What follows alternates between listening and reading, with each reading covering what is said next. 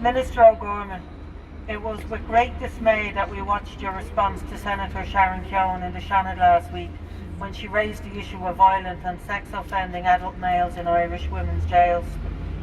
You flatly ignored the concerns she raised, which centred around the rights of incarcerated women. It was no surprise Minister O'Gorman you served us up a loud, strong echo of the past. Irish women are very used to the experience of not being valued enough to be listened to.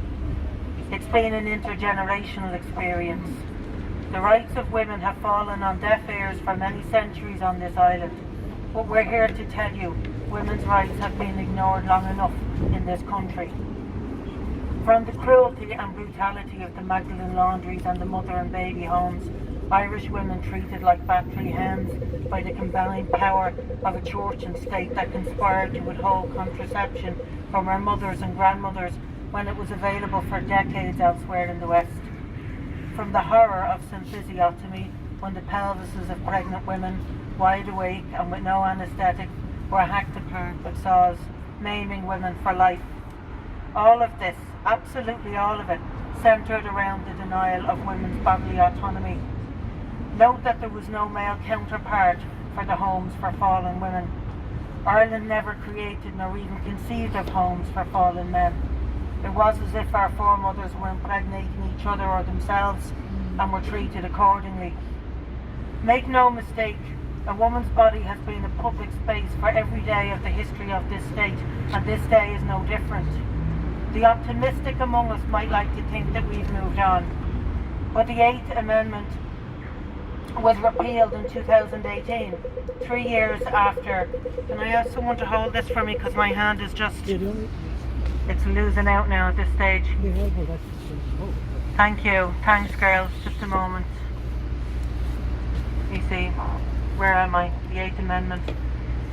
Well, the 8th Amendment was repealed in 2018, 3 years after the self-ID aspect of the 2015 Gender Recognition Act allowed any man in Ireland to simply declare himself a woman, with no safeguarding, no psychological evaluation, no gatekeeping of any kind.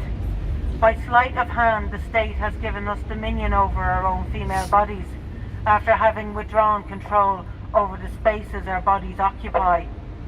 We are now in the absurd position where state-funded organisations with a specific remit to fight for women's rights have actually campaigned to remove our rights to media and political representation. Most notable among these groups is the National Women's Council. And finally, to be as clear as I can be, legislation that allows male sex offenders to identify into women's prisons is a class issue. As if the blatant sexism were not enough, and for you, Minister O'Gorman, it clearly is not enough, we must recognise that incarcerated women are drawn from the very most marginalised, disadvantaged and vulnerable groups in this country. Intergenerational poverty and educational disadvantage are the hallmarks of incarcerated women as a group. It is no coincidence that the first women to experience the loss of their sex-protected spaces are the women positioned lowest on the ladder of society.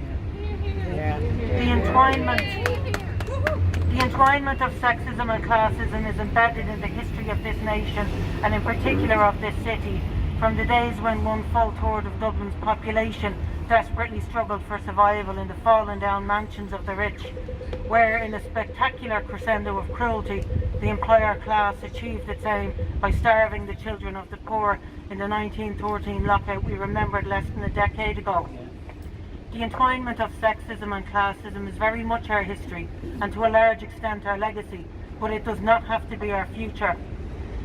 The Irish state has always been willing to sacrifice women and girls for the national identity, first as the most Catholic country in the world, now as the most progressive country. However, this time it is not hidden behind the high walls of the religious institutions. It is in plain sight, and the people of Ireland will not stand for it, not again. The state may not have learned from the cruel abuses of the past, but the Irish people surely have. So to you, Minister O'Gorman, we are here, working and middle class women alike, Irish women and migrant women, women from the North and from the Republic, older women and younger women, and men, to say women's rights are not up for debate.